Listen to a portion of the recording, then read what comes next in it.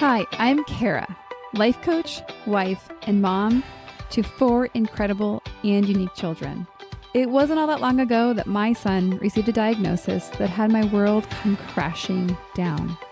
I lacked the ability to see past the circumstances, which felt impossible, and the dreams I once had for my life and family felt destroyed. Fast forward past many years of surviving and not at all thriving, and you'll see a mom who trusts that she can handle anything that comes her way and has access to the power and confidence that once felt so lacking. I created the Special Needs Mom podcast to create connection and community with moms who find themselves feeling trapped and with no one who really understands. My intention is to spark the flare of possibility in your own life and rekindle your ability to dream. This isn't a podcast about your special needs child. This is a podcast about you. If you are a mom who feels anxious, alone, or stuck, then you are in the right place. Welcome. Hello and welcome to the Special Needs Mom podcast. I'm glad you're here. This episode is where I am landing in the series that I started last week on receiving. At the time I recorded last week's episode, I wasn't entirely certain how many episodes I wanted to dedicate to this topic because quite honestly, I could do many. And I thought, I don't want to overwhelm you with this one topic.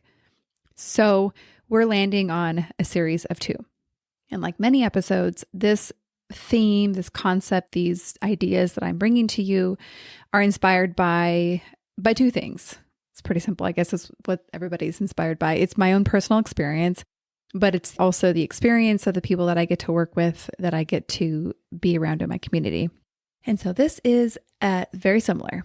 Before we get into the episode, I actually want to tell you about our sponsor, and that is Cozy Earth.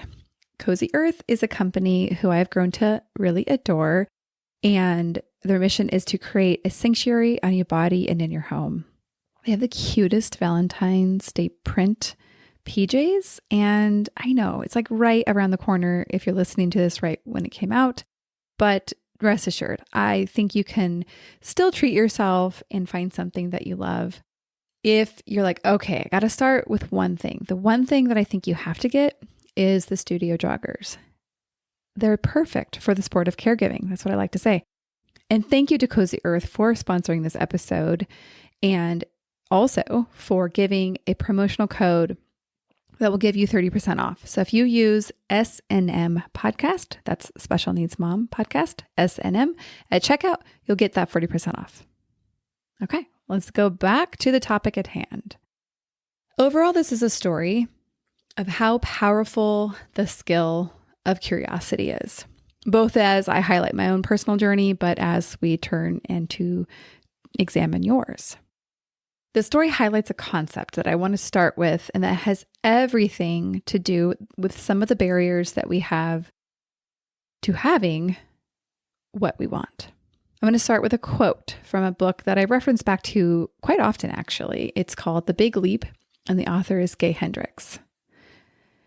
So the quote is, "Each of us has an inner thermostat setting that determines how much love, success, and creativity we allow ourselves to enjoy.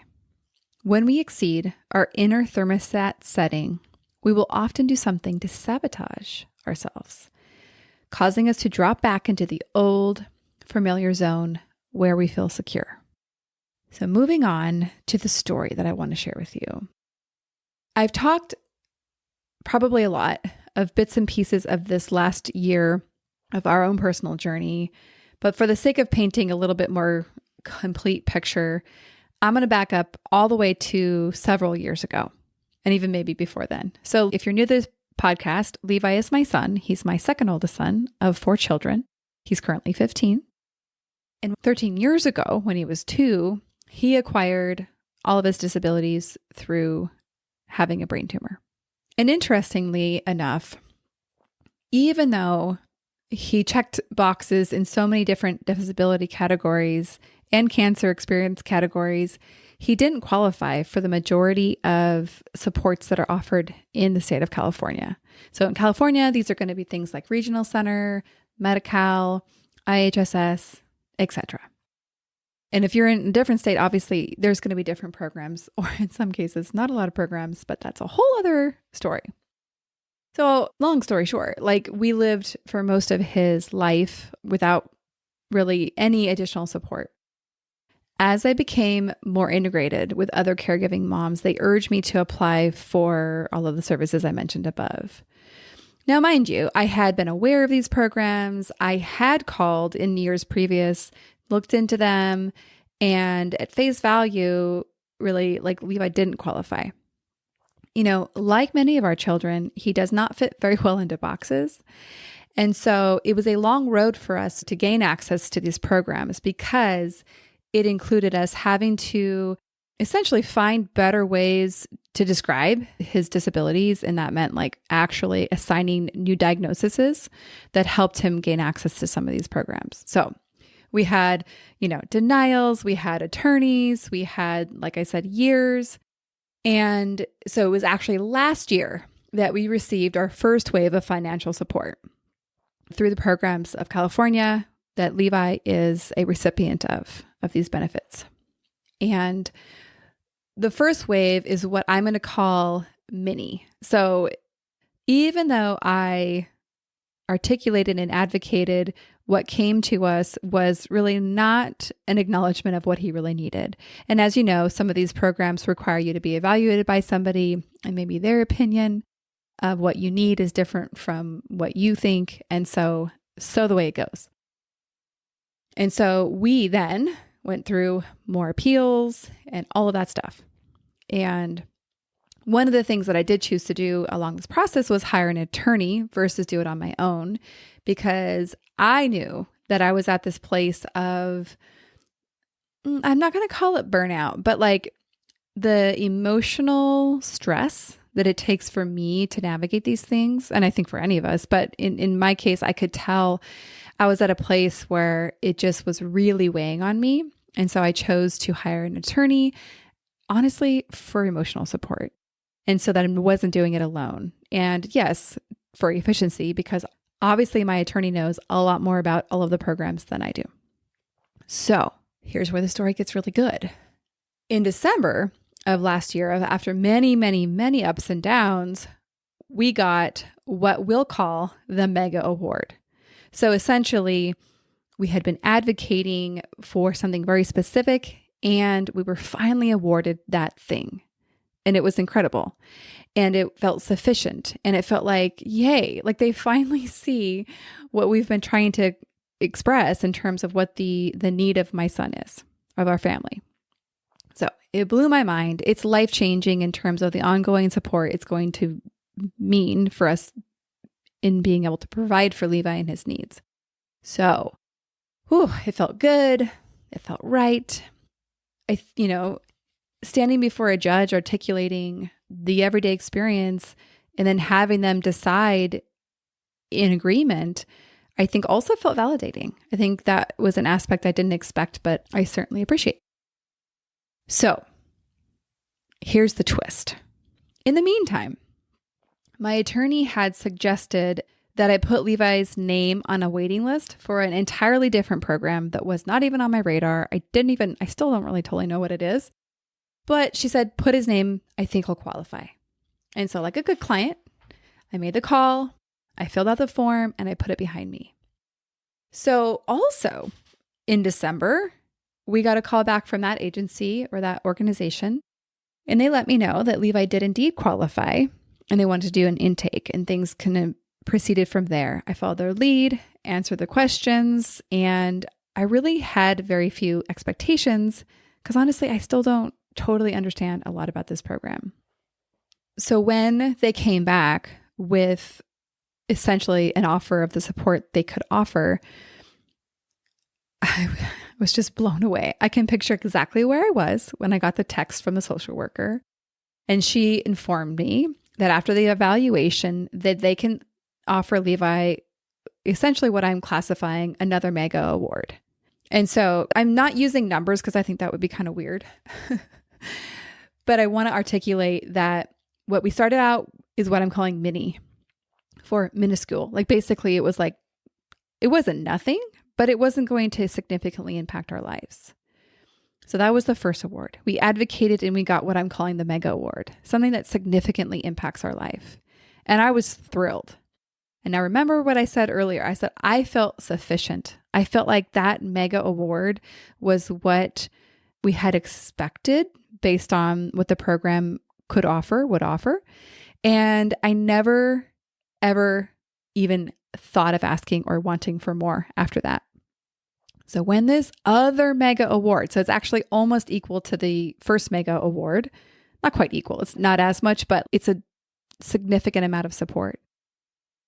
When that came in, it just was so far out of the scope of what I anticipated or expected or even acknowledged that we needed. So there was disbelief. There is awe. There is definitely a lot of uncertainty because I'm going to believe it when I see it. But the reason I'm telling you this story is that I think this is a really interesting case study, if you will, because I had gotten comfortable with the idea of that first mega award. Like I said earlier, I was like, that's kind of what I grew to understand based on the program that was going to be a good fit for Levi. But this other program, was so far outside of the set of beliefs that I started to develop based on all of the other information I knew. And so because of that, getting this additional out of my expectation support for Levi, my brain's kind of like, whoa, this is too much. It's beyond what we need. It's not fair that we would get so much and other states don't give moms like me anything. So there's this wonky, all sorts of complex thoughts and feelings swirling inside of me because of this potential new funding for Levi. Now it's so interesting, right? That something so good can be so complex. So we're going to pause my personal story to bring us back to the concept that I introduced with the quote that I shared by Gay Hendricks. I'm going to read the quote again. Here it is. Each of us has an inner thermostat setting that determines how much love, success, and creativity we allow ourselves to enjoy. When we exceed our inner thermostat setting, we will often do something to sabotage ourselves, causing us to drop back into the old familiar zone where we feel secure. And for our community, I might customize the quote in this way. Each of us has an inner thermostat setting that determines how much we believe we are worthy of receiving and having, and how much we have to struggle as a special needs mom. When we exceed our inner thermostat setting, we will often do something to sabotage ourselves, causing us to drop back down into the old familiar zone where we feel secure and under-supported. Hear this. What is familiar oftentimes to us is being under-supported, under-known, under-connected, underfunded, etc. So I want you to almost think about there's this invisible line that we just don't cross. And when we approach this greater level, or even when we approach not being under-supported, we have this subconscious tendency to do something or to not do something to keep us essentially back where we are, to keep us in the zone of familiarity, or in other words, just what we know. And if you find yourself often experiencing something, so maybe feeling under-supported, maybe feeling alone, feeling underknown, that's kind of my translation, so I could keep the cadence of the words, underknown, underconnected, underfunded. If you find yourself in any of those places, then moving beyond that is likely and actually predictably going to be uncomfortable for you. That's why I'm telling you the story of my own personal journey, is that moving from this very familiar place in terms of my experience with Levi, from either being supported or under-supported to going to sufficiently or even I don't know if there's such thing as over supported, but let's just go with that for the sake of this conversation. Like it's blowing my mind in a good way, but like still blowing my mind. So obviously we do not want to get stuck. We don't want to get stuck in the under-supported, under-connected, underfunded category. And that's why I do what I do. Coaching's a lot of things, but at its heart, it's a tool to create awareness. And so why do I care about awareness? With awareness, we can try new things. We can experiment. We can ask ourselves to do something just a little bit differently. And sure enough, then we expand our capacity. We experience a breakthrough and a new way of being, a new way of existing. So in other words, also, we go through the discomfort of something new and we expand our capacity.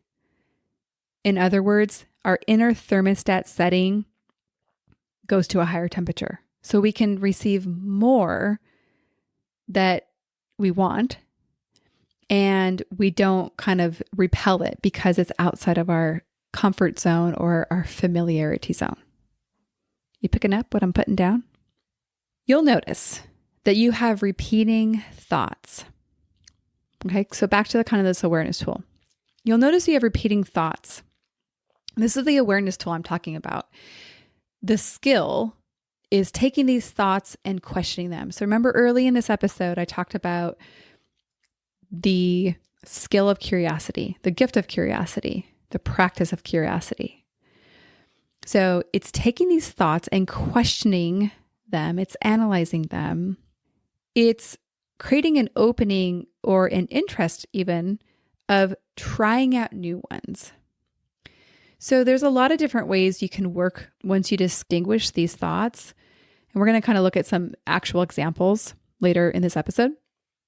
But I think it's almost fun to look at them almost like a puzzle. You know, sometimes you start with the edge pieces, sometimes you start with the middle ones or a little random one here or there. But working back and forth and literally relating to it as a puzzle, I think is a good way of looking at it. In other words, it's not a neat and tidy process. Kind of going back to my personal story. So I left off and I was sharing some of those thoughts that I identified that were swarming in this moment that I had this really good news and so on, right? Like it wasn't just in that moment, but I kept noticing them and wanted actually a clue to also indicate that because I geek out on this stuff, right? And I've built a skill of being able to kind of be a little bit more reflective. And so I also noticed that I wasn't telling anybody about this other means of support that was coming in because I had my own thoughts of what are they going to think and all these other conflicting thoughts. And so I don't know if I would go as far as to say it felt like shame, but let's use that word because I think it's like the most understood experience. And shame is often a feeling that keeps us quiet and has us like shrink back and, like have secrets. And so if I were to let this story play out and let it lay as is, can you only imagine if I had to carry that shame and the secret of this wonderful thing? It would take the wonderful thing and you could see how it would kind of move you back down into that familiar level of under-supported or even under-grateful.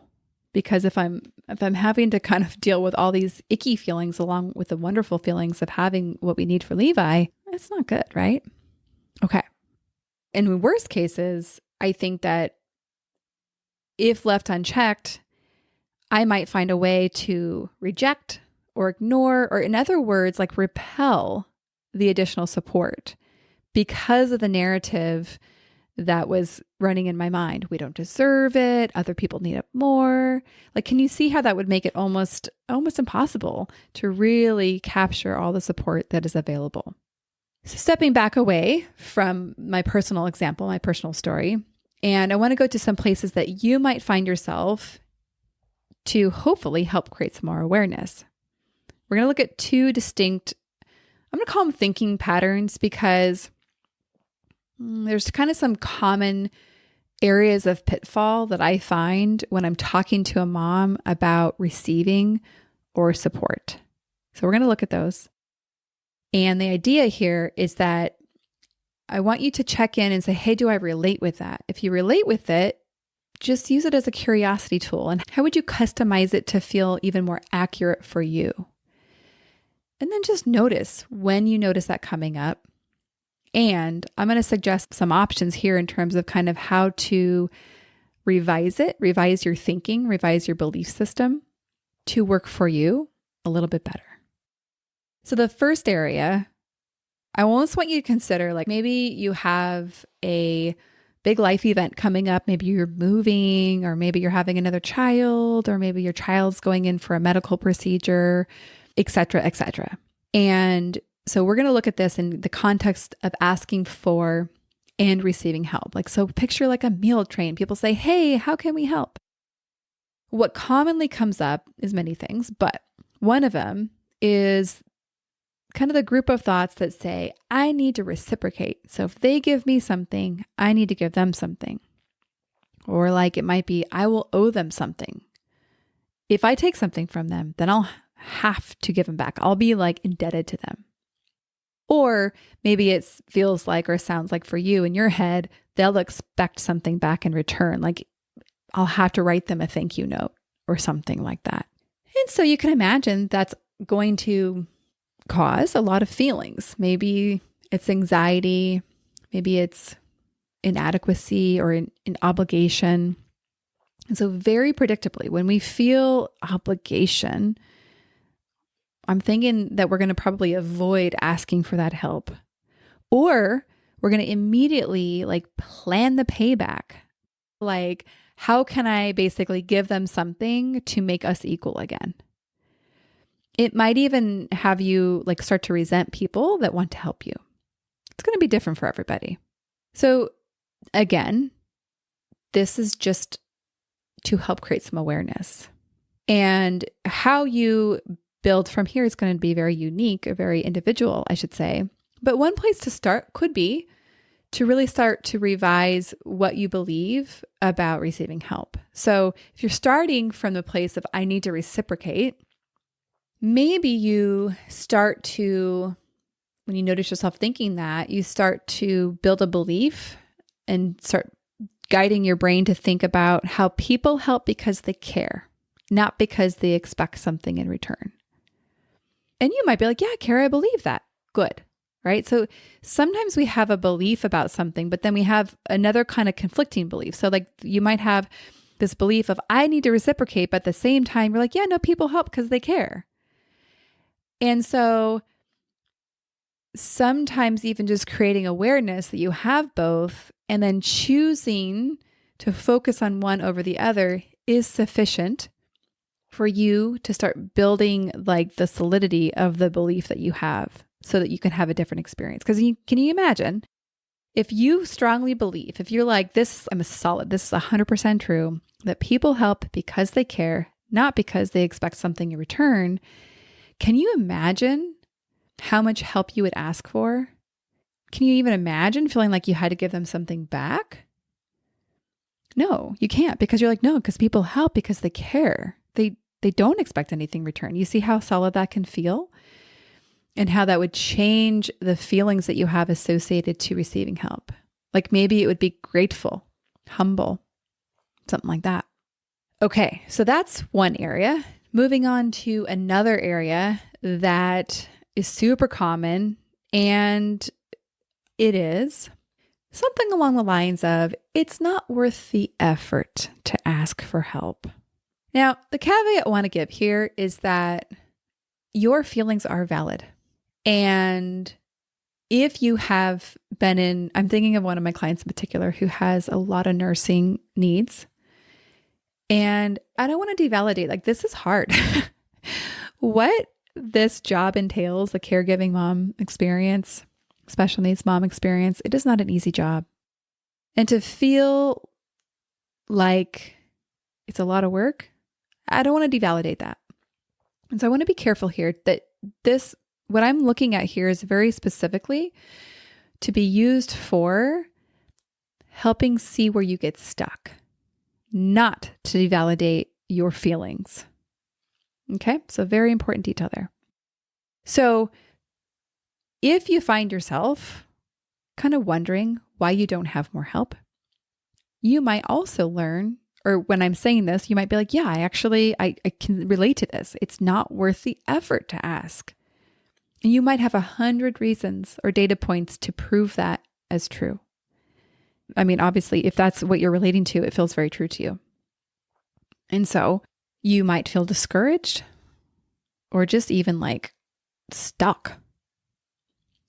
And from those two combinations, this combination of this like belief and this feeling, it's very predictable that what you would do is stay stuck in overwhelm.